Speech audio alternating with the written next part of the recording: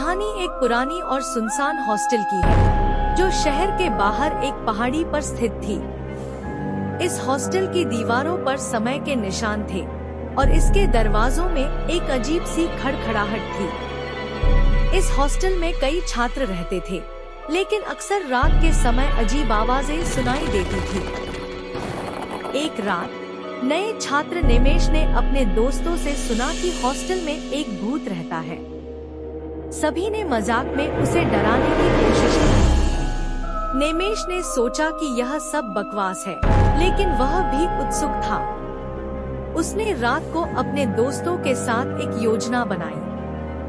रात का समय आया और निमेश और उसके दोस्त हॉस्टल की पुरानी बालकनी में गए। वहां उन्होंने एक पुरानी तस्वीर देखी जिसमें एक लड़की की तस्वीर थी। कहा जाता था कि वह लड़की हॉस्टल में पढ़ाई करते हुए मिस्टीरियसली गायब हो गई थी। जैसे ही उन्होंने तस्वीर को छुआ, अचानक लाइट्स बंद हो गई। अंधेरे में उन्हें एक ठंडी हवा का झोंका महसूस हुआ और कुछ अजीब आवाजें सुनाई दी। सभी डर के मारे चिल्लाने लगे। निमेश ने हिम्मत जुटाकर कहा, हम यहाँ क्यों हैं? हमें डरने की जरूरत नहीं है। लेकिन तभी उस लड़की की आत्मा ने उन्हें अपनी मौजूदगी का एहसास कराया। उसने कहा, मुझे अपने अतीत से मुक्ति चाहिए।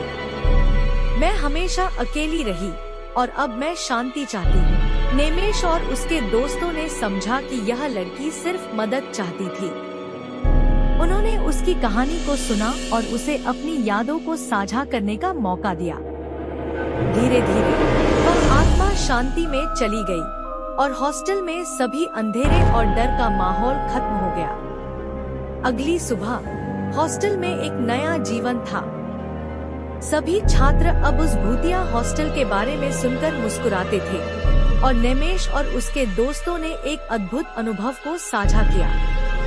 उन्होंने सीखा कि कभी-कभी डर का सामना करने से हमें अद्भुत चीजें मिलती हैं। इस तरह भूतिया हॉस्टल अब सिर्फ एक पुरानी कहानी बन गई, जो हंसी और दोस्ती के साथ याद की जाने लगी।